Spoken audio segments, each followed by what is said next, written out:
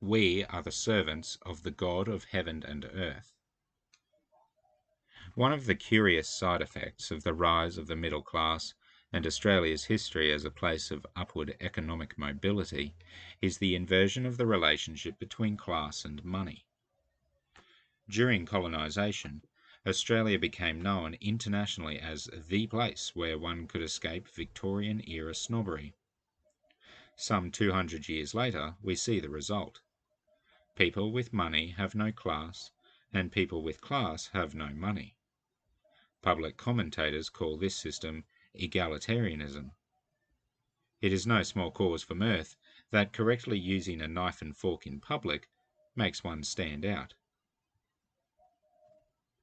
Peter wants the church to stand out even more than an Australian who, instead of swearing, manages to use the correct words for their sentence.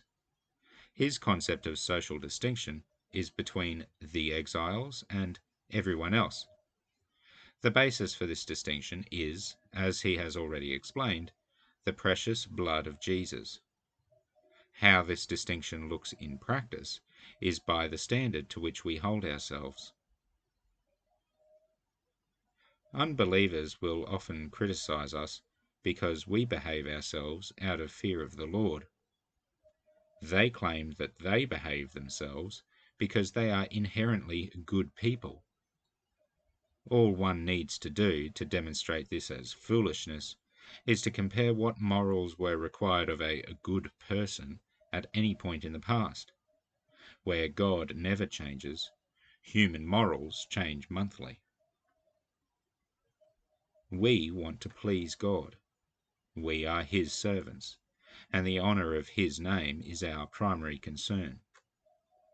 We do not fear that God will punish us for misbehaving, for that would render Jesus' precious blood useless.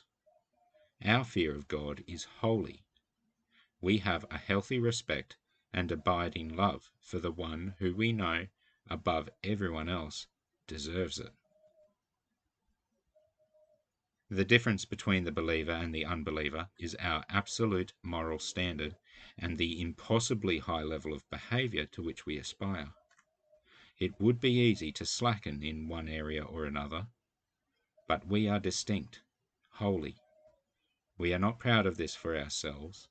We care only for God's honour and God's work in building His kingdom as His faithful servants. Working on a cosmic timeline, as opposed to the unbeliever whose imagination can only run to the end of his nose, we know that God is coming to judge one day.